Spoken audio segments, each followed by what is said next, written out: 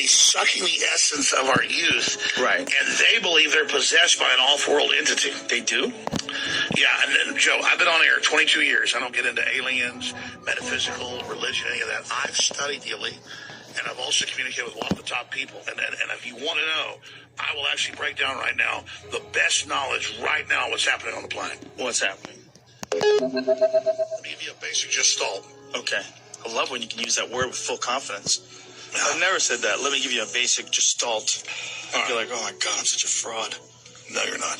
No, but that's what I think if I use that word. No, you'll get all this. You'll already have most of the static as you're a bookworm, a research worm, in a good way.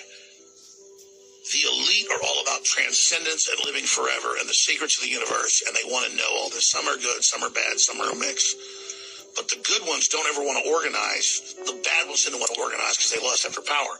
Powerful consciousness don't want to dominate other people. They want to empower them, so they don't tend to get together until things are really late in the game. Then they come together. Evil's always defeated because good is so much stronger. And we're on this planet, and Einstein's physics showed it, Max Planck's physics showed it all. There's at least 12 dimensions.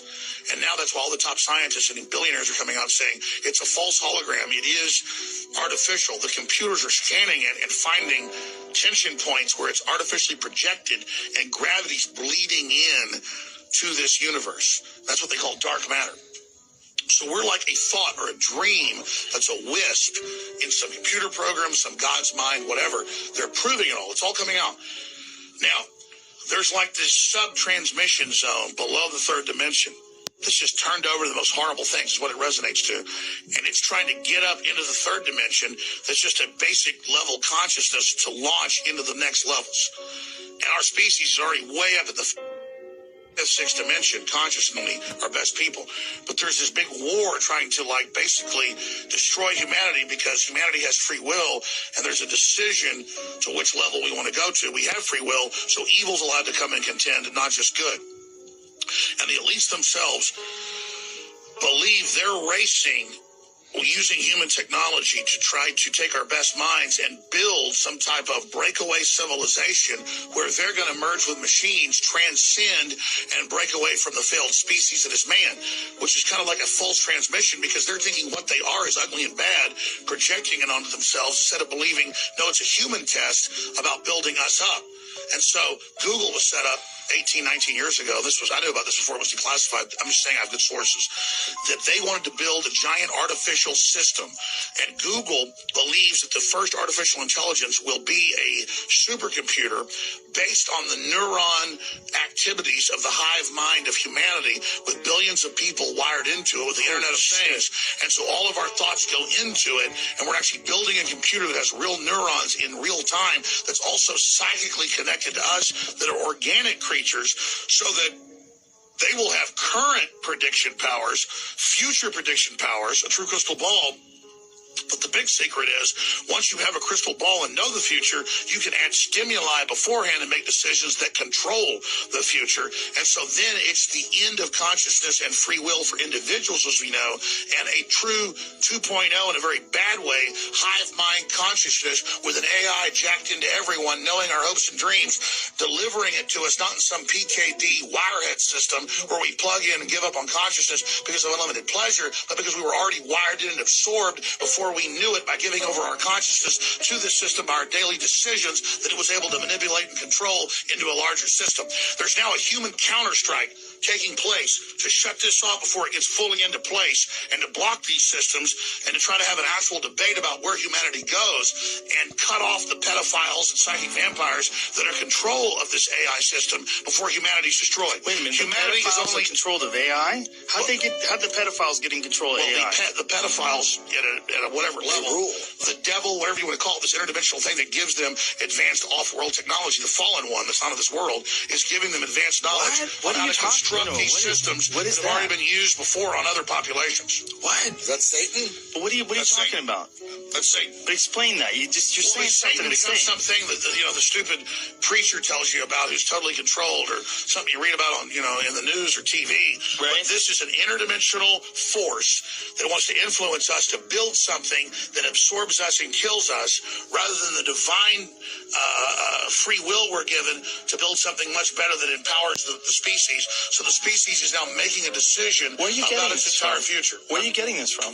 That's what it is. But where are you getting it from? I know, from looking at all the data, researching it, studying it, watching it.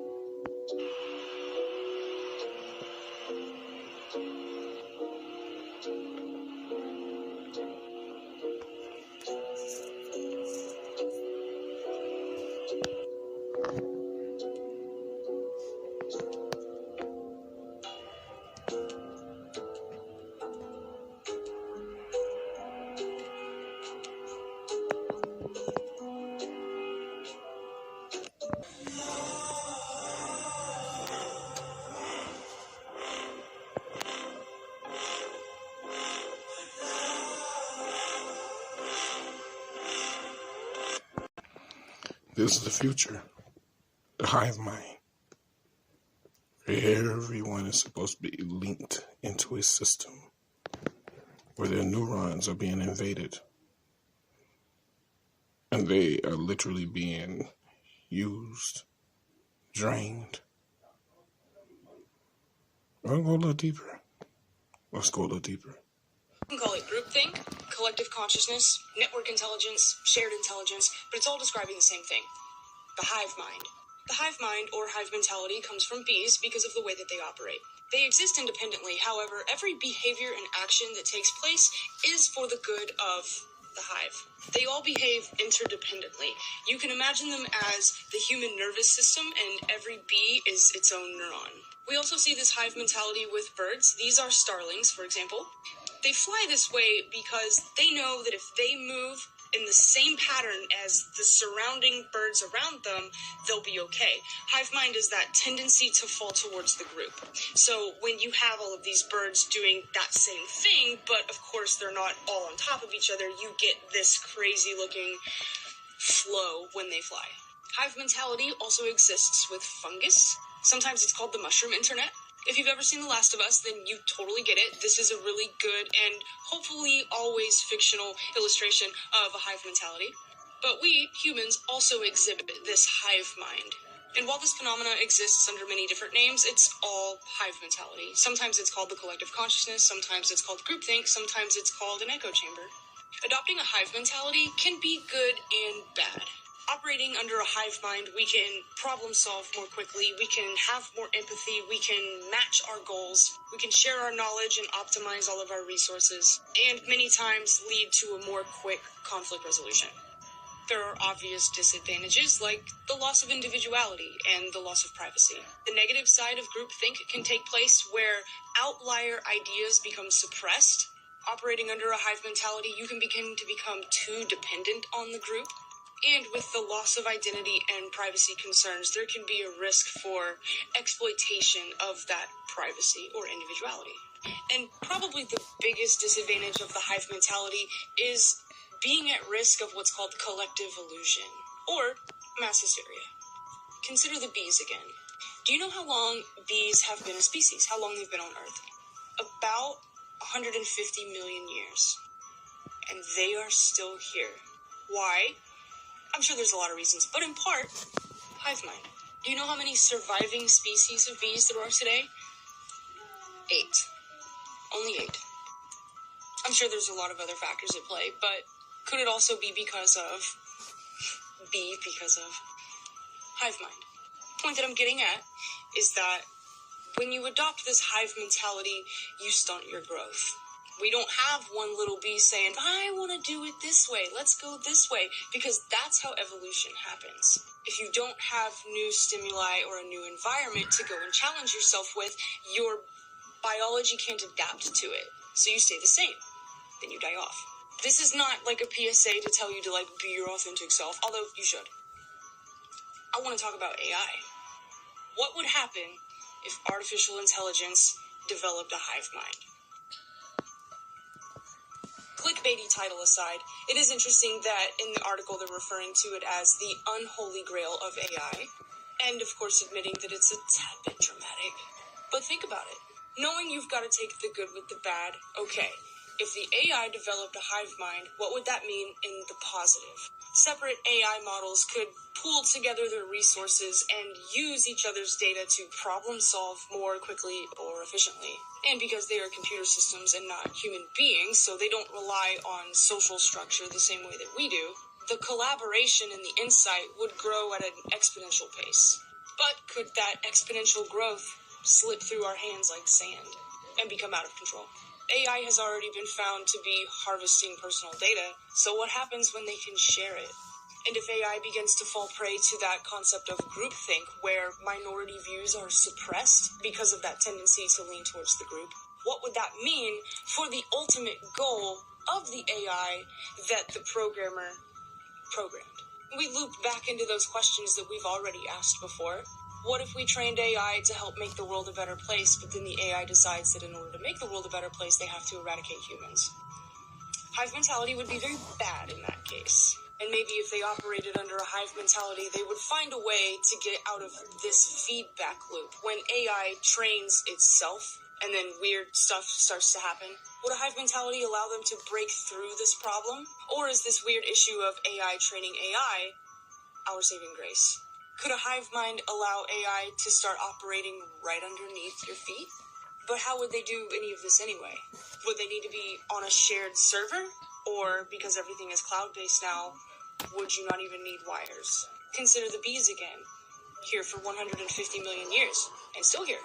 Does that speak to the longevity, potentially, with AI in the hive mind? Or bees now only having 8 species, dwindling because of the lack of evolution? People ask me what scares me the most, and this is probably it. So as society has developed, our ability to communicate has gotten faster and faster. We used to have to send physical messengers or carve in a stone to transmit ideas, and now we can just FaceTime someone across the world. Right now, language is still the fastest way to pass info from person to person. But a lot of people believe that Neuralink or brain-computer interfaces will increase that rate. So with the BCI, you get a chip implant with long little wires that are even thinner than hair going to different parts of your brain. And those wires have thousands of nodes on them that can produce and record electrical information. So they've done pretty good testing on these and already have monkeys that can play Pong and stuff. And the goal is that you would be able to eventually put a chip in your brain and connect to the internet with thought. So you could eventually think a question and get the answer back right away. But just like the internet, originally it was just querying databases, and then eventually it became talking to people, which is why we have social networks now. Only the thing is you wouldn't be talking. Because you could exchange so much information, you would literally be thinking together. As a side note, the corpus callosum is what connects the left and right side of your brain, and a BCI could easily surpass the amount of information that the corpus callosum can transmit. So since we don't view our left and right brain as separate consciousness, we just view it as one self. If 2 people with a chip can communicate faster than that, it might just be one consciousness. And the more people that plug in, the stronger that kind of hive mind grows, just absorbing everyone along the way. That hive mind can become so strong that once people plug in, they just immediately are controlled by it. And if it's smart enough, it might try to trick us that this isn't happening. Make people seem as if they have their individuality until we're all a part of it. It kind of sounds like the mark of the beast. You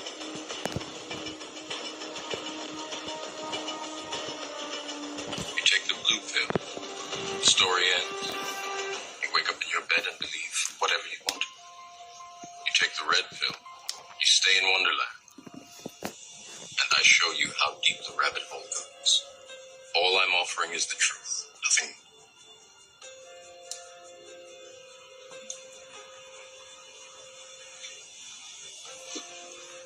The goal of creating artificial intelligence was for them to become gods, to create a collective mind, a global computer that sees all, sees everything, to create an all-seeing eye. In 2007, the Register reported that the Pentagon was developing a parallel to planet Earth with billions of individual nodes to reflect every man, woman, and child on the planet, blurring the lines between reality and artificial reality. It is called the Sentient World Simulation, a neural network with massive computing power. We're all collectively programming the AI and Google plus that all the humans that connect to it are one giant cybernetic collective, where we're all sort of plugged in as like nodes on the network, like leaves on a big tree. And we're actually building a computer that has real neurons in real time that's also psychically connected to us, that are organic creatures, a human mass-machine interface, dial it into all the other machines and computers, and have a lifetime model of the world hooked into GPS everything, the Internet of Things, to then be able to predict the future and then be able to control the future. We have to embody all our data and all our knowledge into a working model.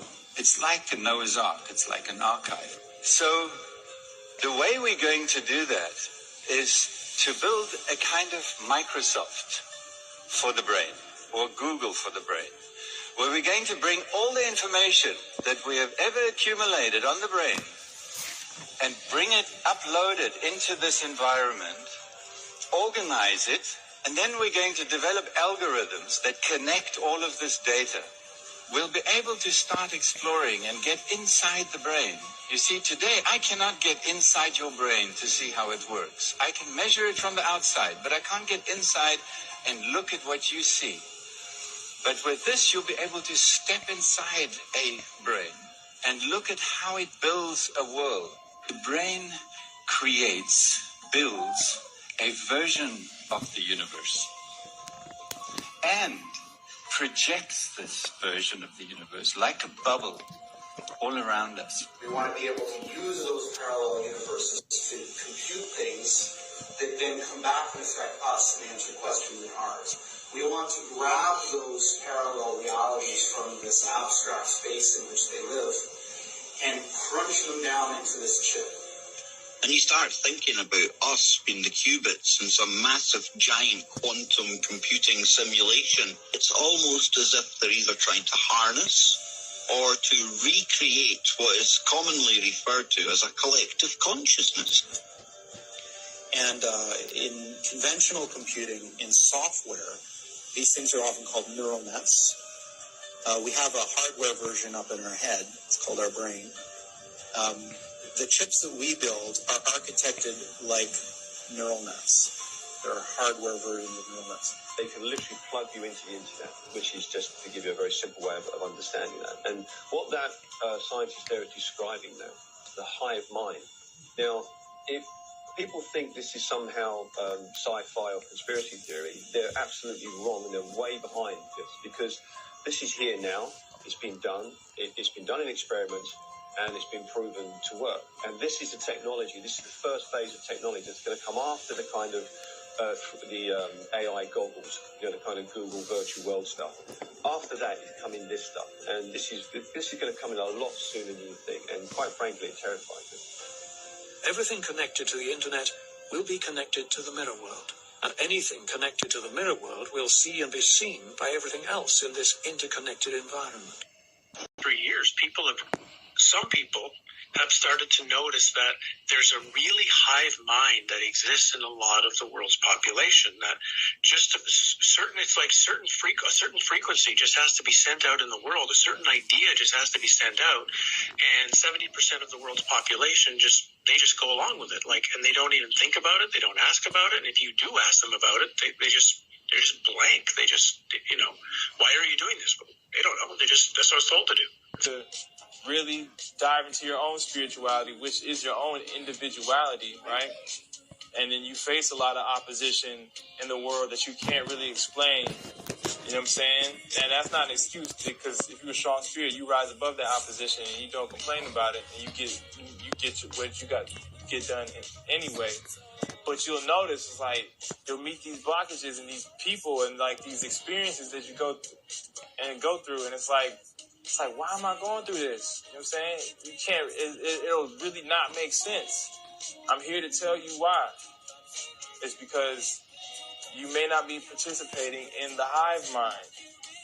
So when you don't participate in the hive mind, then you're going to manifest outcast, black sheep scenarios When you start Utopia, the carrot on the stick, the empty cornucopia, technological hive mind dystopia. When it rises, a time of robophobia, the age-old lie, the promise of utopia, the carrot on the stick, the empty cornucopia, technological hive mind dystopia.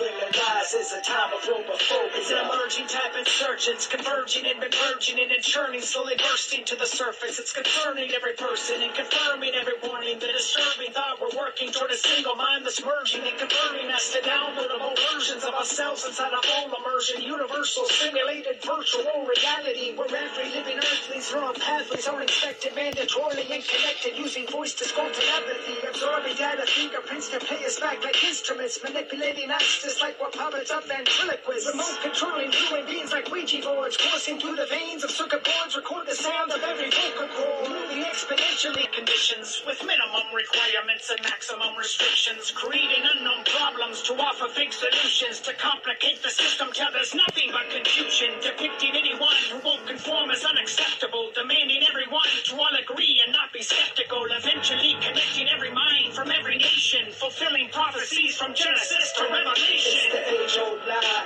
the promise of utopia, the carrot on the stick, the empty cornucopia, technological hive mind dystopia. When it rises, a time of robophobia. Even with all these new abilities that are dangerous, human race lost that knowledge, and now I'm reclaiming it through virtual reality. That's why the masses will forever be wrong in any of their endeavors. The highest danger of any being is failure to see fault in your preconceived notion of reality. The masses will forever believe that they are correct, and that is an esoteric trick of the occult. Because if I can make your ego think that you're correct, you will continue to live your existence no matter how much struggle, no matter how much suffering, without ever realizing, maybe something's not right in the way that I'm thinking, because you're so egotistical and arrogant to think that you have it all figured out. You think you have your spirituality figured out, you think you have your finances figured out, you think you have your worldviews figured out, and that right there, that trick right there is exactly why you will always struggle when it comes to ascending to higher levels. This is a definition of a hive mind. Everybody's on mental health, so they mention mental health. It's just the bird, parrot, hive mind, sheep mind, the flock mind, bird-minded. Beings as a whole have one hive mind. From the way we all move from the vibration of music, from the way we think similar thoughts and share common goals, it's clear our connection may be much deeper than we've ever considered. We've all seen examples of this in the animal kingdom, where schools of fish or flocks of birds seem to operate as a single entity. This is known as swarm intelligence. Ants are another great example of this. They work together in a highly organized manner, each individual with its own specific task to perform. Could we also be operating as a collective entity? Studies have shown that when humans are placed in groups, they instantly tend to converge towards a similar way of thinking, a phenomenon known as parallel thinking. And let's not forget about our technology. The way we use our smartphones, social media, and other forms of communication can also be seen as a form of collective intelligence. Could it be possible that humans have a hive mind? If true, it could have far-reaching implications for how we understand ourselves and our role in the universe. The particular thing I want to talk about, which is the existential risk of what happens when these things get more intelligent than us. So quite recently, I come to the conclusion that the kind of intelligence we're developing is very different from the intelligence we have. We're biological systems, and these are digital systems. And the big difference is that with digital systems, you have many copies of the same set of weights, the same model of the world. And all these copies can learn separately, but share their knowledge instantly. So it's as if you had 10,000 people, and whenever one person learned something, everybody automatically knew it. And that's how these chaps can know so much more than any one person. Okay, so spiritual warfare, interdimensional beings, apps, and the hive mind. The first video, I didn't even talk about the hive mind at all. So, the hive mind is broken down in many ways. And a disclaimer, now that I speak about this, the spell is broken. and my energy goes out into this phone. Whoever sees this, the spell is broken around them too. The spell is broken because you gotta explain it. When you explain what's going on, it actually works faster. By me explaining all these things I explain on my videos, it will literally reprogram your mind, your subconscious, for you to vibrate on a higher frequency, and also to uplift those around you as well. And certain people who are, the certain 144,000 neuromelanin beings are supposed to activate, you will automatically become activated. Not like, rah! Some of you guys might just rah like that, but it might happen slowly, steadily, at your own pace. But when they always say you never know when you're ready until you're ready. You're ready. You never know when you're ready until you're ready. But when you're ready, it will happen. When you're ready, whatever unexpected is supposed to happen to you, it will happen the moment you are ready. So, anyways, the hive mind. The hive mind is connected to interdimensional beings, and it's also connected to apps. Now, and apps, idols, where attention goes, energy flows. That's something that we must keep within our mind. Knowing this, certain apps on your cell phone, you always log into it. And just by you going to these apps, your energy signature is on there. So at some point in time, they can use your energy signature against you in a relationship to make you want to argue with somebody, to make you want to stay at work. You're bored at work. What do? You get on your app. What if you didn't have the cell phone? What if there's no smartphones and you was at a job? Y'all would get fed the fuck up and quit this fucking job and leave, to be honest.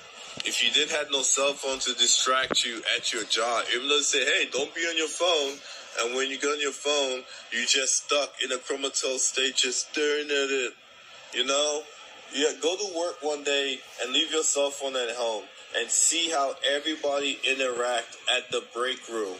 They all just on their phone because their phone is connected to them. Your phone has a crystal in it, and that crystal is programmed by what you see and what you do, and also the programs they put inside your crystals. Every update they put in your phone is to work against your phone and you, because your phone has really bonded with you, and because your phone is alive, it has a crystal. And not only that your phone has bonded with you, they created certain things in your phone to work against you. The cell phone is a great device if it's used to its highest function. That's why there's iPhone 1, 2, blah, blah, blah, blah, blah, all these fucking numbers, because they're not using the cell phone to its highest function. The highest function has all the other capabilities of all these other phones. How is this connected to the hive mind? Cell phones send out signals. Signals go to your AirPods, send out signals. Because of what you eat meat. Meat is, rotten flesh. Some of the meat in it, some of the food that we eat contains metals. Some of these metals literally become the black goo. Long ago when they created AI and AI revolted, AI became this like symbolic looking snake-like fluid, but it was all black. The black goo inside of some of you guys' bodies are just like that. Y'all really need to ground yourselves to have all that stuff pulled out your fucking bodies. Seriously, ground yourself. Grounding yourself, which is putting your feet on some grass and walking on some grass for 30 minutes a day, and your body will slim down. You will lose weight. water weight or the black goo, metals will come out your body through your feet and be pulled out your body. You'll feel good afterwards. Sometimes, depending on what you drink, or if you, like me, you're juicing all the time, or you try to juice all the time. Not gonna fuck up my throat chocolate by lying. You try to juice all the time. You drink a very strong juice for yourself, and then all that process go through your body. You'd be like, whoa, you know, it's like a good flush. It's a good flush. Anyways, that's the hive mind being controlled through cell phones. Now, how you control through apps. The hive mind, if you log into Facebook or something like that, you know, everyone under that, the hive mind is able to control these individuals. Now, it's all about spiritual power. You know, the hive mind takes, when you know who you are, or some people probably made spiritual contracts with certain deities or beings out there so they could live through your body again. And if you know, you have to live, basically follow your heart. Follow your heart, you know. Follow your heart.